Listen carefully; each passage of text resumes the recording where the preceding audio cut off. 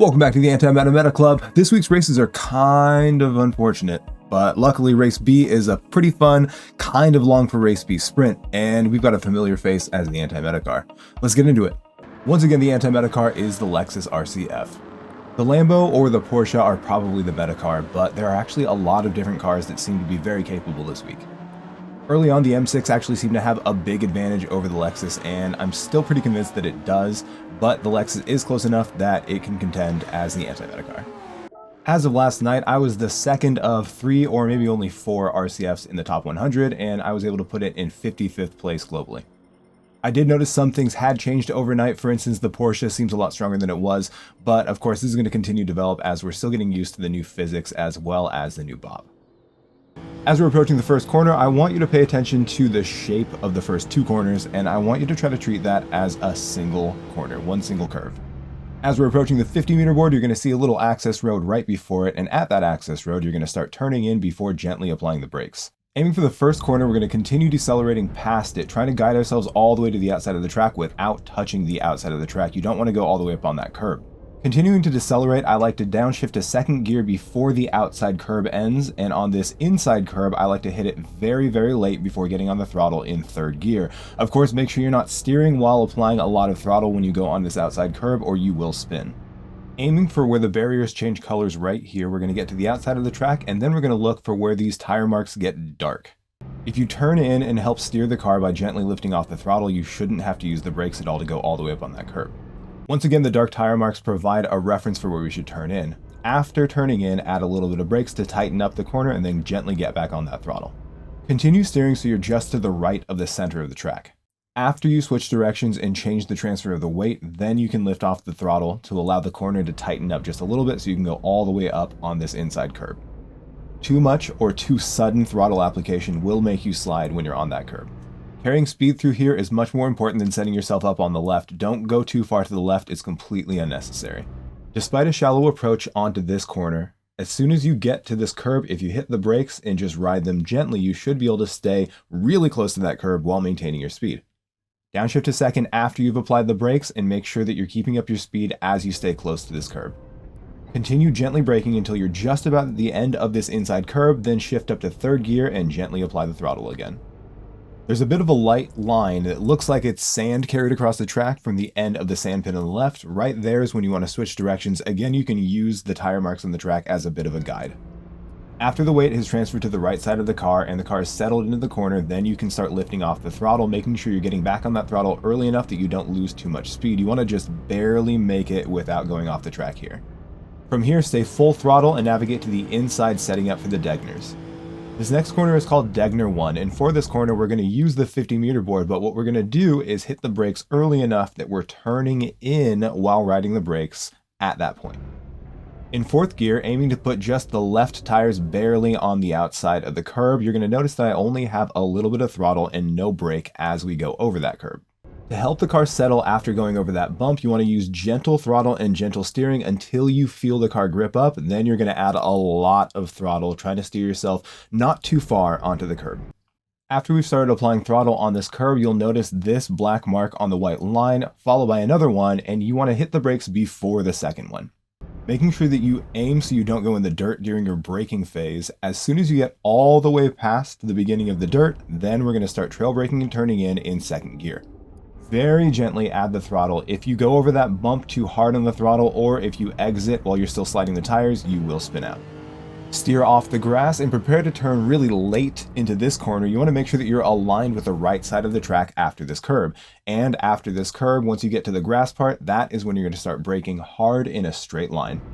Braking at 100% pressure all the way in a straight line until you get to this soft barrier on the right. We're going to continue with the 100% brake pressure as we gently turn in. Once your nose gets past the apex, we're going to start gently trail braking, making sure that we keep a lot of brake pressure on to let the car rotate around. In first gear, gently adding throttle, we want to make sure that the wheels are straight before going full throttle, but you do want to aim as far to the outside as you can to make sure that you're on the throttle as early as possible. For all these really gentle high-speed curves, you do not need to set up wide on them, you just need to hug the inside really tightly. Before the 50-meter board is a nice little access road, and before that is when you want to hit the brakes. Downshift to third, turn in at the 50, and notice that there's a lot of grass missing past the curb here because you do want to use a lot of that inside grass and curb.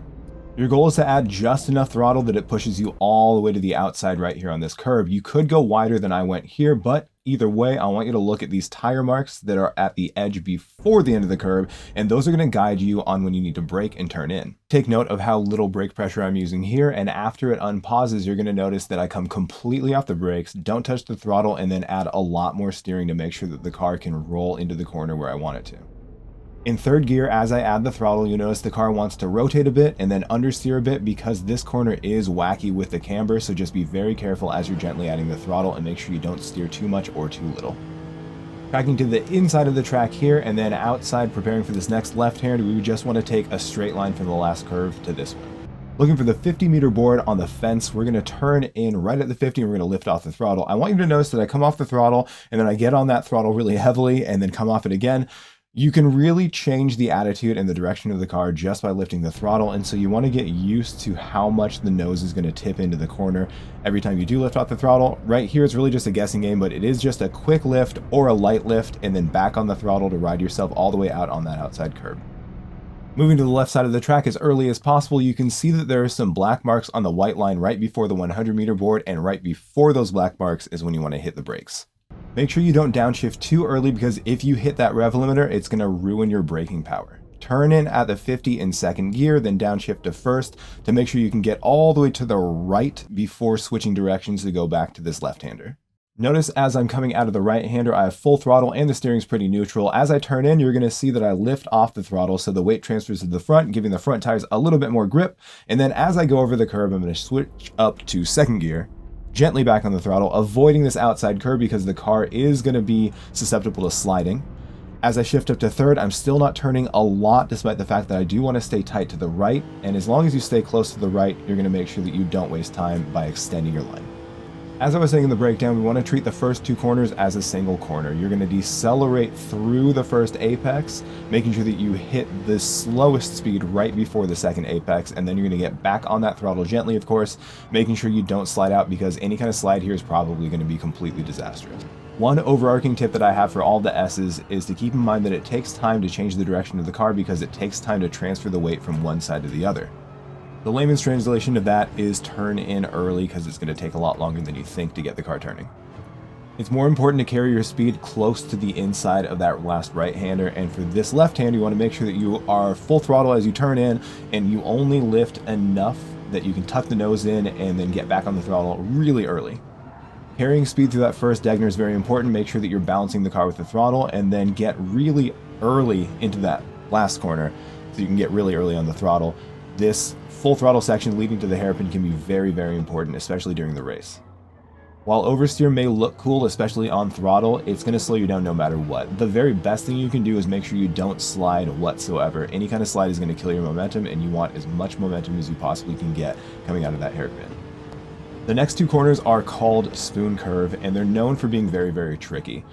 The shape's kind of weird, and the camber is also kind of weird, so anything you do with the brakes or the throttle, it's probably going to act a little bit odd, so just be very careful, be very gentle. I mean, it's like the same thing with everything, but it's going to act a little bit different on that final part of the spoon curve.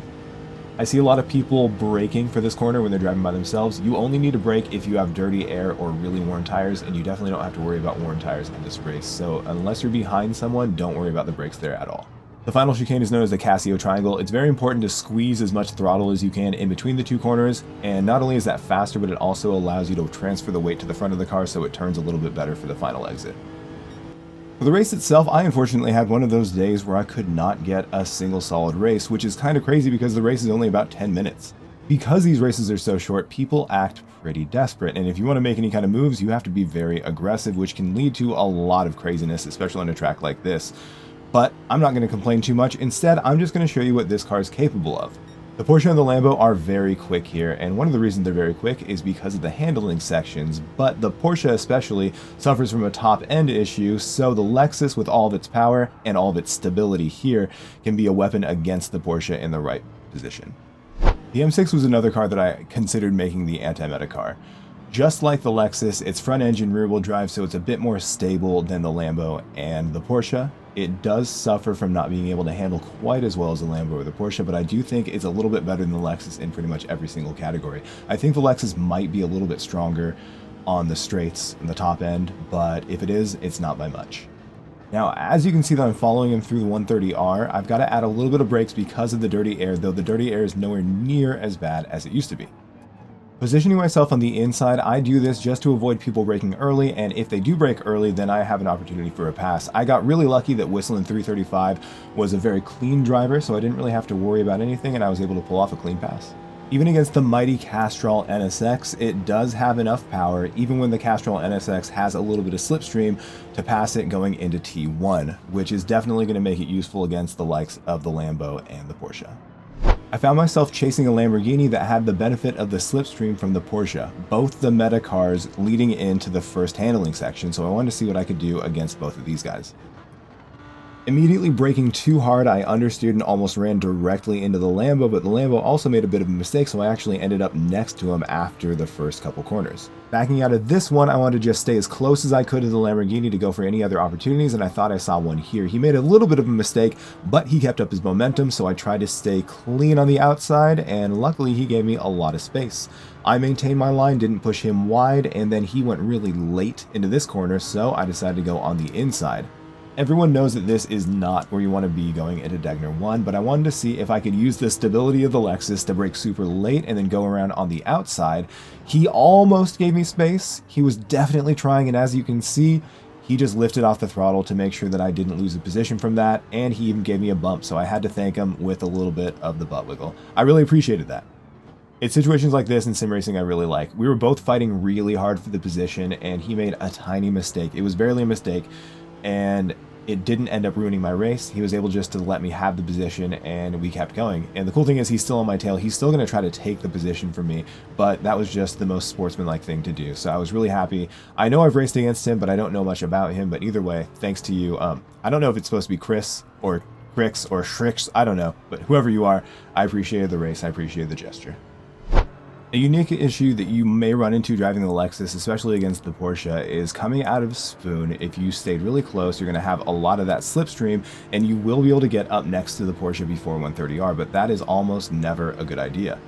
Since it's so risky, and since TG20 is a friend, I decided to not even try to go for a pass at 130R, and instead just bump draft him leading into the next set of corners.